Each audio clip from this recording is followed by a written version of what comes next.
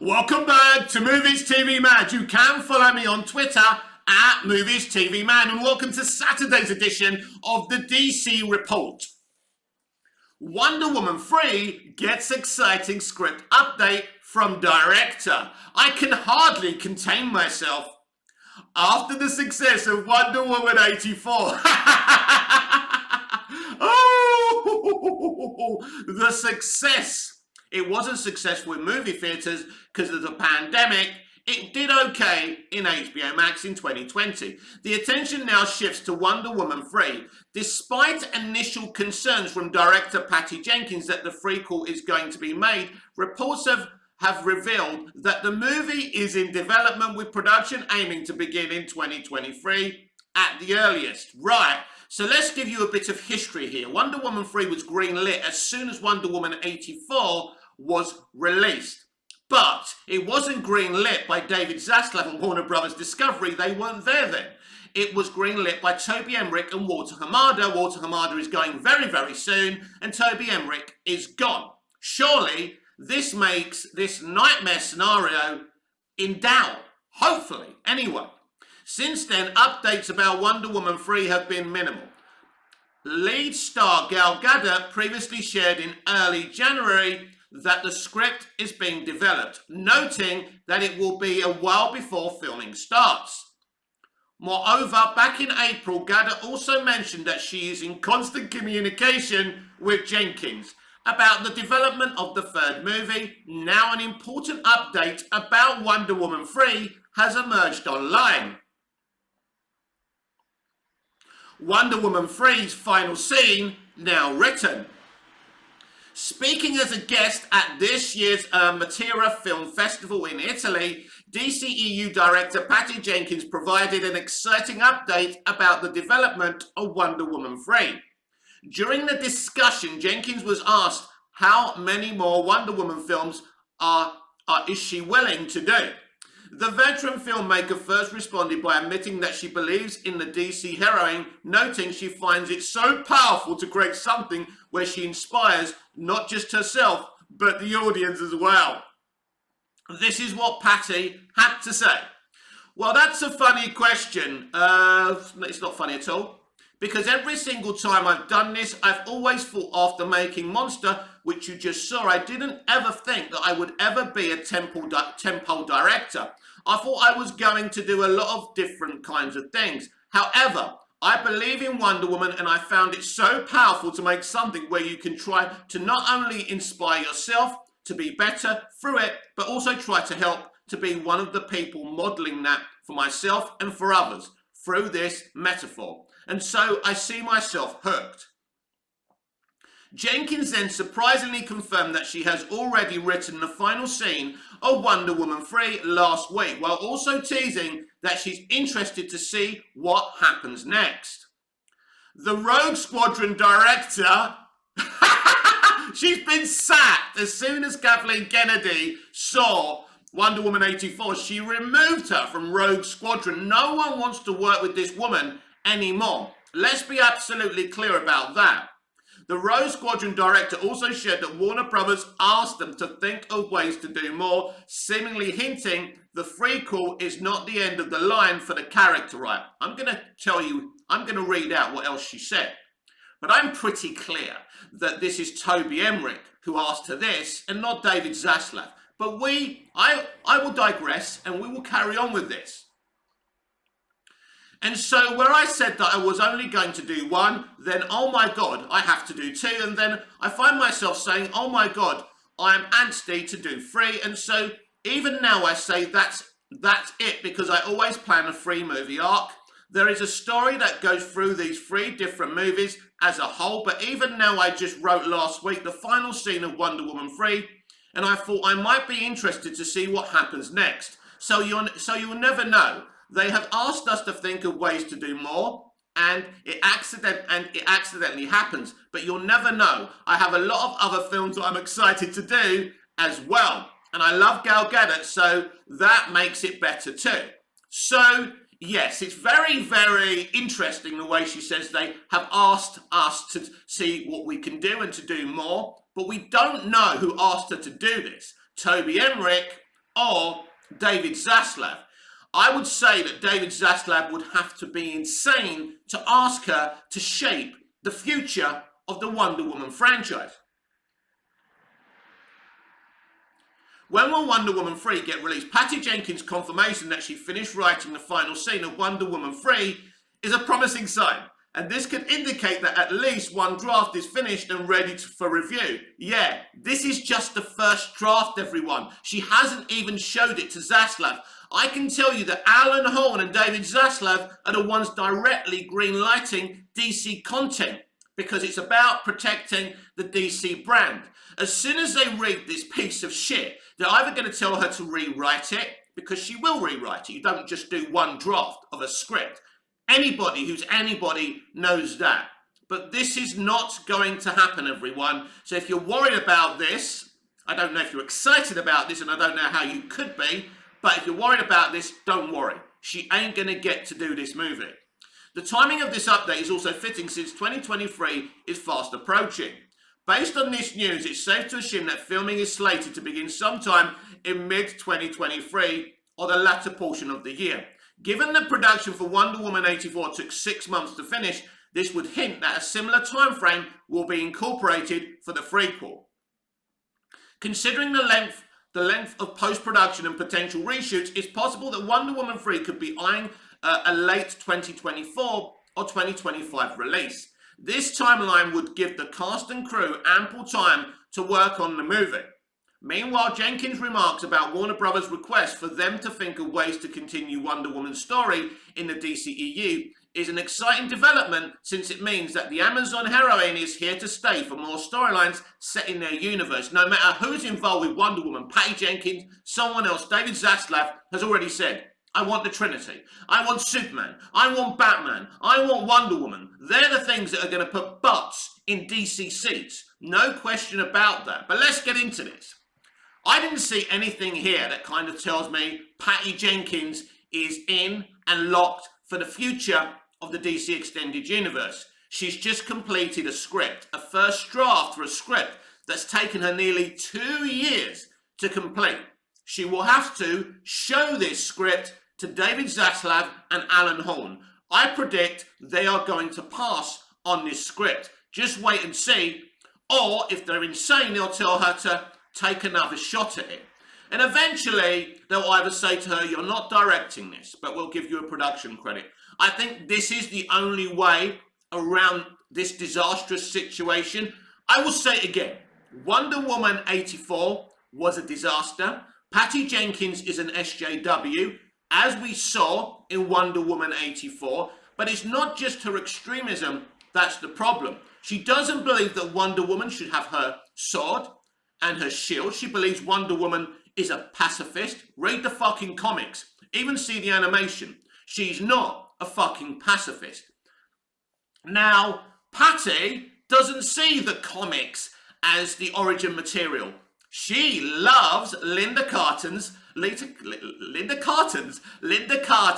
TV series. She sees that as Wonder Woman. Linda Carter's TV show was only successful because when Linda was running, her breasts moved up and down. I'm sorry. These are the facts of the situation. Linda Carter was not a great Wonder Woman, as simple as that. But that's what she sees of who and what Wonder Woman is. So even though she said she's completed the script and she said Warner Brothers want her to do more, I believe it's the previous leadership of Warner Brothers who said that to her. And I'd be very, very surprised if David Zaslav is going to allow her to be anywhere near a production of a Wonder Woman 3 or another project. We will wait and see. But she's a very desperate person because she's literally been fired from, I think, the Cleopatra thing. I don't think she's directing Cleopatra anymore.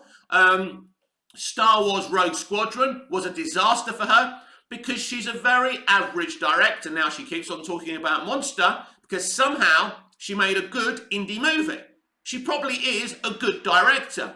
But some people, like Kathy Yan, it was the same thing with Kathy Yan, great doing indie. When it comes to blockbuster superhero comic book content, they're just not good enough. Zack Snyder should be credited for Wonder Woman 2017. The first Wonder Woman was amazing. Wonder Woman 84 proves that Patty Jenkins had very little to do with the success and result of the first Wonder Woman film. And she must not, I repeat, must not get anywhere near Wonder Woman 3 or any other Wonder Woman project. So all this tells me is she's finished the script and the previous leadership wanted her to do more, but David Zaslav probably hasn't even spoken to her yet. And I remind you, in a similar interview with the Batgirl directors, they were gloating about their movie. The next day, it was announced their movie was shelved and Zaslav didn't even speak to them, which of course was wrong, but it wasn't wrong to shelve a piece of shit. It's as simple as that. So that's my view on it, that this woman is a nightmare, that she can't be anywhere near another Wonder Woman project, and I don't think she will be. I don't. I genuinely think this is just crap. She finished the script. They once told her they wanted her to do more. She doesn't mention Zaslav. She doesn't mention Warner Brothers Discovery. There's a very good reason for that.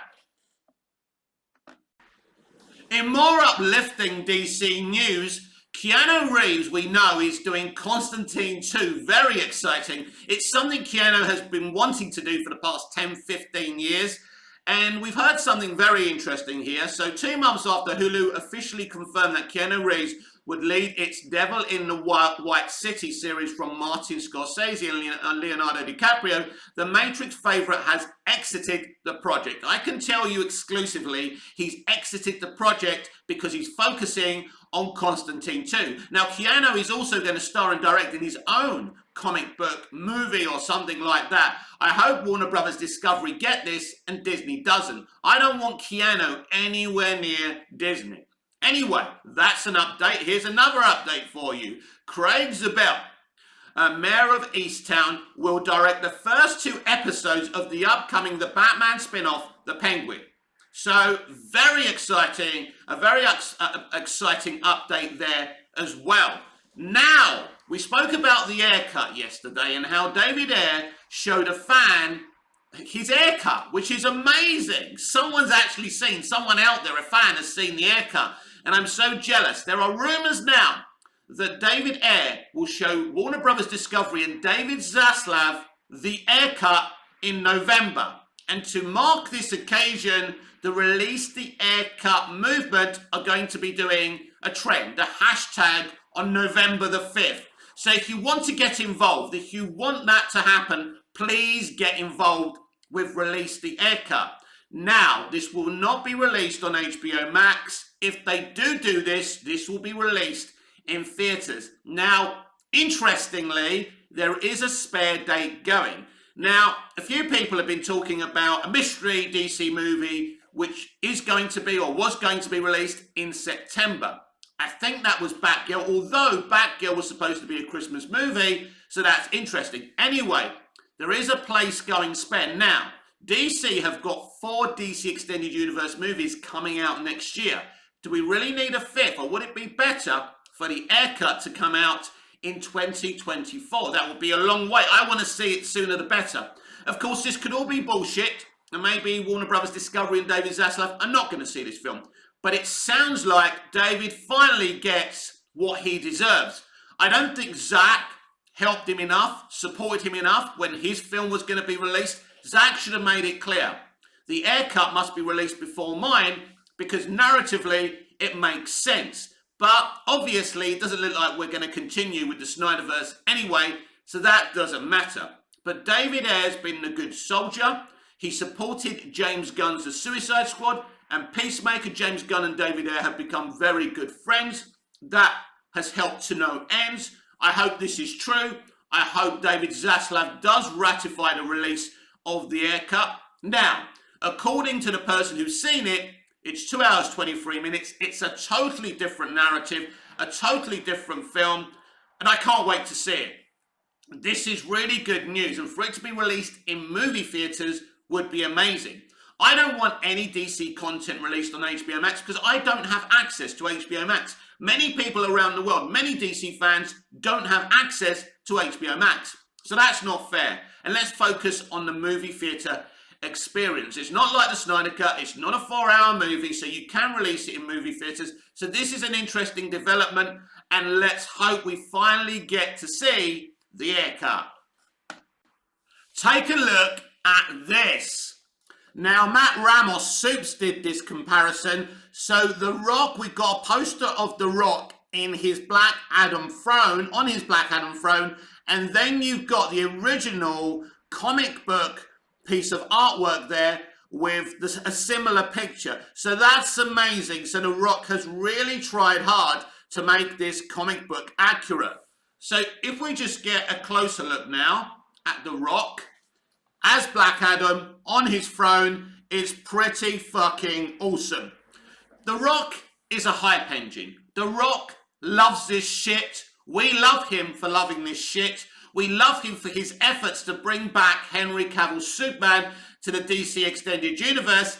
And yesterday he threw another hint, kind of inadvertently confirming that Cavill's Superman is in Black Adam by saying Black Adam is the strongest person on Earth, and then repeats the strongest person on Earth, or something like that, then winks to the camera. He did this while he was at the gym. So it's pretty clear that Superman, Henry Cavill's Superman, is in Black Adam. It's pretty clear Cavill is back in the game. Since David Zaslav has come in, he's hit the ground running, shelving Batgirl, bringing Superman, Cavill's Superman back, Ben Affleck's Batman back, and pretty much radioactively getting rid of Hamada's brand new woke timeline, getting rid of Black Superman. I'd love to see the two Black Supermen, the Supermen of colour from the comics. They are brilliant. President Superman, Val Zod, they're great. I would like to see them. But Clark Kent should never be played by an actor of colour. You know, Clark Kent is white, Val Zod is black, President Superman is black. That's the way it should be. Let's have them standing together in their own movie. That would be a lot of fun. But let's stop this. And, you know, this is what's great about David Zaslav. He's not an extremist like the rest of them, and he's going to make DC really good. Just like that, for years, we were fighting for Cavill to return as Superman. 5 minutes after this guy arrives, Cavill is back. We have got a Black Adam film to look forward to, and at the end of that film, we get to see Superman, as well as a great Black Adam movie. So I'm really hyped, and I can't wait to go to the movie theatre and see this baby. This has been Movies TV Mad with me, Mick, your host with the most. Just ask your girlfriends and your wives with the DC Direct. Please like, share, comment, subscribe, hit the notification bell so you never miss this beautiful perfection. And I'll see you again in the next video. Until we see each other again, goodbye, au revoir, auf Wiedersehen.